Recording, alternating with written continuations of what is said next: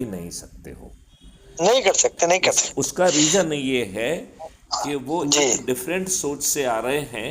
सत्ता में कैसा पहुंचा जाए ये उनका सोच का हिस्सा है। Right. That is there only short. बिल्कुल बिल्कुल बिल्कुल सही बोला। अच्छा, और उसके लिए वो जाति के आधार पर, धर्म के आधार पर, संप्रदाय के आधार पर और बहुत संकीर्ण राजनीति के आधार पर लोगों का चयन कर रहे हैं।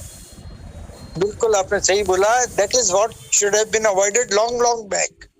ये करेक्ट। जो कास्ट में डिवाइड करने की बात है, सेंसस है, that is the worst thing to happen to Hinduism. बहुत सही आपने कहा। और फिर यदि हम उसके आगे और थोड़ा झांकें तो उसमें भी वो बाहुबली, धनबली और अपराधियों को वरीयता दे रहे हैं।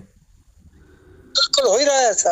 आप ठीक बोल रहे हैं। अच्छा, फिर इसके बाद जो नेक्स्ट प्रश्न उठता है कि आप जीतने के लिए जो हथकंडे अपना